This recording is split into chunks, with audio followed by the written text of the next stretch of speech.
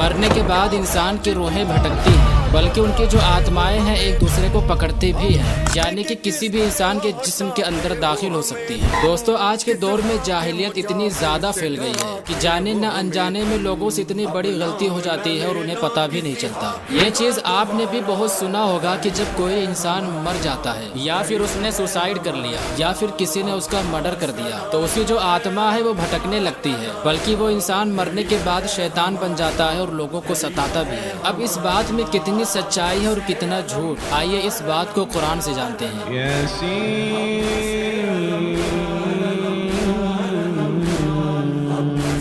कुरान पाक के 30वें पारे का एक सूरह है जिसका नाम है सूरह मुत्तफिफीन और उसकी ये 2 आयत है। कल्ला इन्ना किताबल फुज्जार लफी सिज्जीन, कल्ला इन्ना किताबल अबरार लफी इल्लीयीन, यानी कि जो काफिरों की रूहें हैं उनकी रूहें सिज्जीन में, सिज्जीन सातों जमीन के नीचे एक बहुत ही डरावनी वादी है जहाँ पर शैतानों का लश्कर रहता है। वहाँ पर काफिरों की रूहें कैद कर दी जाती हैं और उनकी निगरानी के लिए 2वां फरिश्ता मुकर्रर है, यानी कि वो रूहें कहीं भाग नहीं सकती और ना ही आजाद हो सकती हैं। और मोमिनों की रूहें सातों आसमान के ऊपर इल्लीयीन एक जगह है, वहाँ पर उन्हें आजाद छोड़ दिया जाता है और उनकी हिफाजत के लिए रिमियाल फरिश्ता मुकर्रर है। वो आजाद रहती हैं, अगर चाहे तो जन्नत की सैर भी कर सकती हैं। इसके अलावा आबे जमजम के पास और खाने काबा के पास भी रूहें रहती हैं, लेकिन वो किसी इंसान के जिस्म के अंदर दाखिल नहीं हो सकती। अब बात आती है कि जो इंसान के ऊपर सवार होता है वो कौन रहता है। तो दोस्तों, वो कोई आत्मा नहीं बल्कि इब्लीस रहता है। वो शैतान की वसवसे हैं जो इंसान से बुलवाता है। जिस तरह दुनिया में आना हमारा एक मकसद है, उसी तरह शैतानों का भी एक मकसद है और उनका मकसद है लोगों को भटकाना।